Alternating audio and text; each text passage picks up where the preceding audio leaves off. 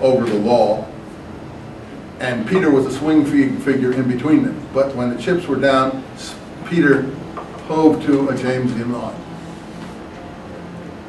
Even in the scripture as we have it, you say, oh, how do you know all these things? Well, this is what you get from looking at the sources and not just going according to what you've been taught.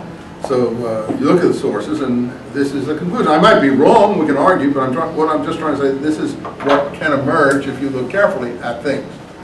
So how do you know Paul and James were at loggerheads? Well, we can do it from reading through Paul's letters. Every word of Paul's letters is almost directed against James.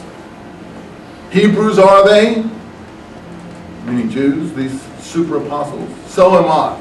This is in 2 Corinthians. Super apostles, apostles of the highest degree, so am I. There's nothing these apostles have done that I haven't done too. And I have had 30 stripes, and I've traveled here, and I've crossed rivers, and I've done this. How many have read 2 Corinthians, where Paul launches into a huge harangue about his sufferings, as opposed to the so-called super apostles? And then he says, what these super apostles are dishonest workmen, as he puts it, posing as apostles of Christ, but really they are apostles of the devil, he says. And it's quite clear, they say they're servants of righteousness. I don't know if I can read you that passage. It's in, if you look carefully, it's in 2 Corinthians 11. So this is what I mean about reading this stuff carefully, not just from faith, but historical.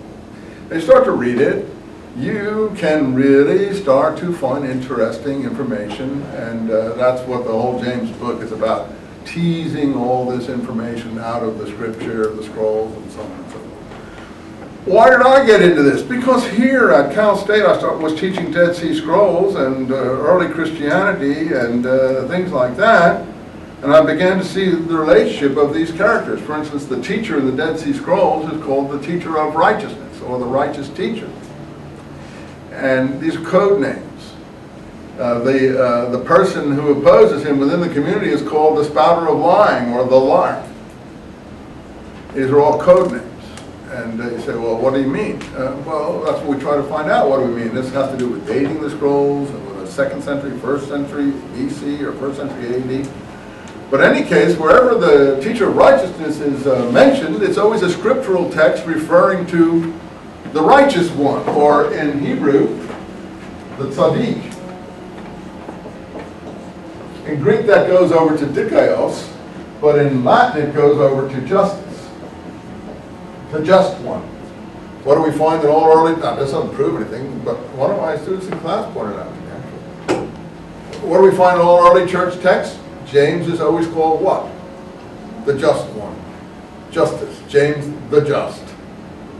As if it's part of his name. And in fact, Eusebius tells us, not that he knows, he's basing it on an early writer called Hegesippus. Hegesippus is our earliest source.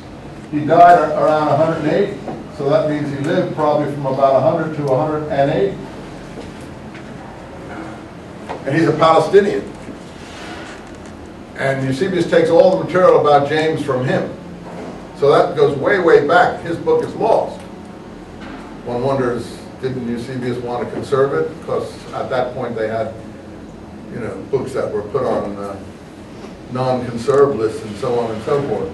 But in any case, Eusebius, going back to Hegesippus, says that the just one was used in place of his name itself. He was called the just one by all in Jerusalem at that time. And sure enough, here we have the scrolls with just such a character leading the community, and so on and so forth. The main thing is that James was for the law, and Paul was against or not for the law. That's what it really comes, the law of Moses, that is. And for James, the law of Moses. I'm not an observer of the law, so I don't have any stake in this argument. I eat pork. I eat hamburgers with blood in them. I eat shrimp. I love shrimp. I'm a lobster eater. Et cetera, et cetera, et cetera. So I don't separate these things out according to the law and so on.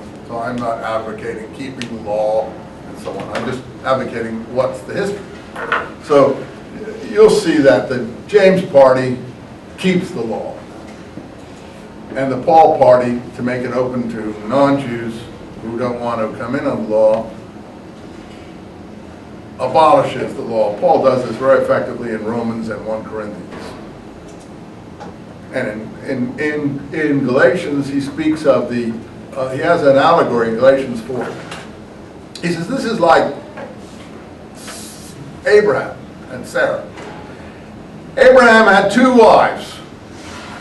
This is Sarah and Hagar in the Old Testament story. One, the free woman, and one, the bondservant, the slave woman. And Hagar, the bondwoman, the slave woman, is Mount Sinai in Arabia, he says. He actually says this. This is the meaning of this allegory. Hagar is Mount Sinai in Arabia. And we are children of the free woman. But the Jews are children of the slave woman. Meaning, because they are slaves to Mount Sinai, slaves to the law. Not slaves to Rome or non-Rome. And therefore, he says, quotes another biblical passage in the Abraham story, cast out the slave woman, and you be the free. So now in Christian presentation of Paul, and in Romans he does this too, he speaks about the children of the flesh and the children of the spirit. He esotericizes everything. And for him, Sarah is the mother of the children of the spirit. So if Israel on earth and the people free, Muhammad does the same thing, but he attacks Judaism and Christianity.